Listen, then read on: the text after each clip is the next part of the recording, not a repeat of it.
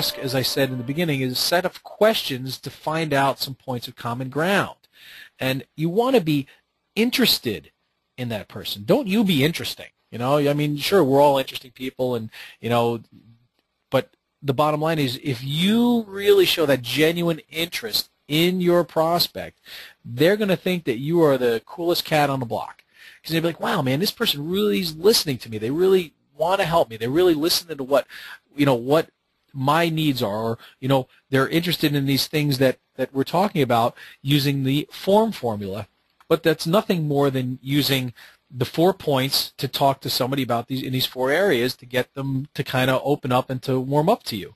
And, you know, you start out by talking about their family. You talk about their occupation, recreation, and money. This is the biggie, I think. Find out their don't wants.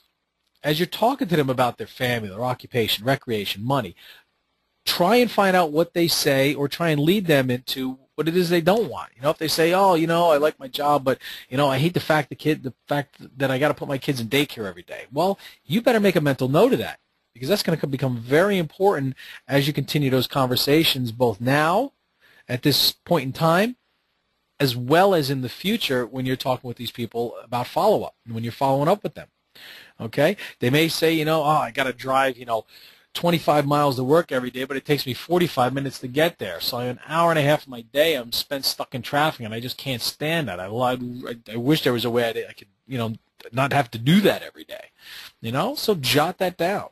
You know, maybe they don't work from home. They're always stuck in traffic. They don't want their kids in daycare. Whatever it is, find out what it is that they don't want, because everybody's got something they don't want. And we talk about this with the law of attraction. It's easy to figure out the things you don't want in order to get to the things that you do want. So help people identify the things that they don't want. The next thing is, you know, you have to remember that network marketing is about making someone's life better.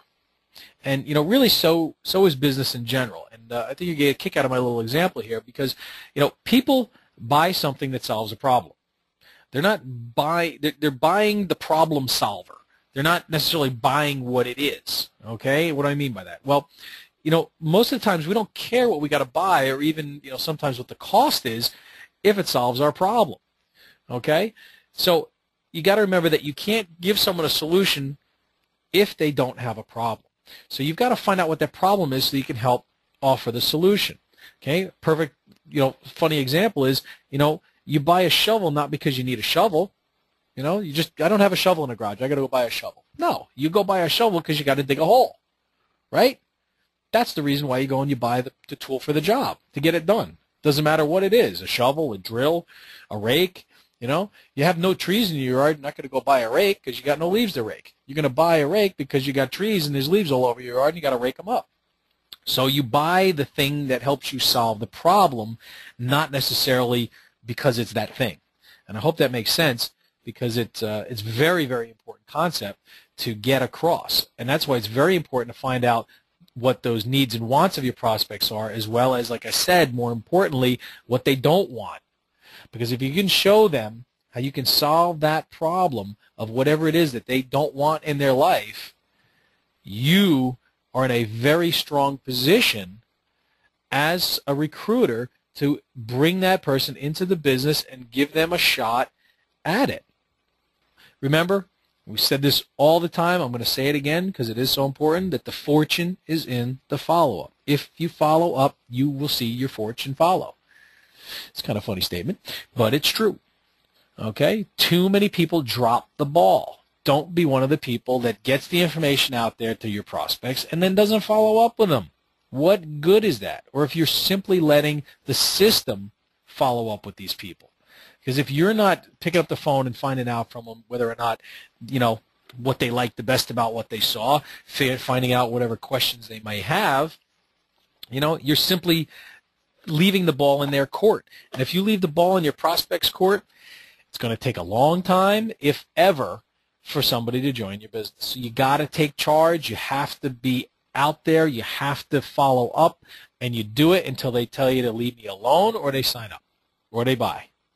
And that's what you do. And that's, you know, that's where technology can help to a degree, but, you know, don't take that personal touch out of it. But overcoming objections is something that you're going to run into.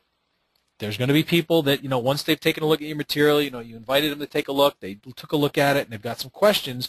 They may have some questions. They may have some objections. So you got to be ready to handle some of those objections. Like I said, there's always going to be some. Some of the most common may be, the pyramid objection. How many people have gotten that? Oh, is that one of those pyramids, network marketing, only people that got in the beginning and, nobody else can make any money, I'm not interested in that. Well, how do you handle that? There's definitely ways to handle that. You can talk to them about how every business is a pyramid. The government's a pyramid. The guy at the top makes the most, the people in the middle management make next, and the people down the bottom doing most of the work make the least amount. Isn't that a pyramid? Absolutely. McDonald's is a pyramid. The government's a pyramid. Every business is a pyramid. They got the CEO, middle management, and the hourly workers, right? The only difference with network marketing is you've got an opportunity for everybody in the entire, quote, pyramid to make as much or if not more money than the person above them. So we are way better than traditional business. So I'd much rather be in a business like this. And so when you present it to somebody like that and throw that sort of response to their objection, they begin to think a little bit. You're right. Second objection you're going to hear probably a lot, and you hear this all the time. I hear this too. Oh, I don't have enough time for that, man. My plate is full. I got so much to do. I got 3 kids running 3 different sports. We're going all the time. What do you say to that person?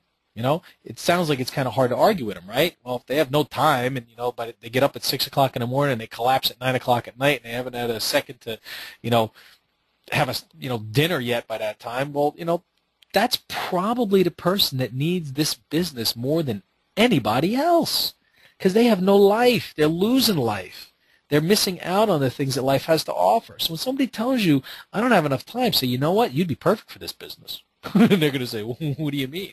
Well, because part of what this business is I show people how to leverage their time to get more out of life. So you don't have to work as many hours as you're doing right now, yet you can make the same, if not more, income than you currently make, plus have the time freedom to do the things you'd like. Isn't that something you might be interested in?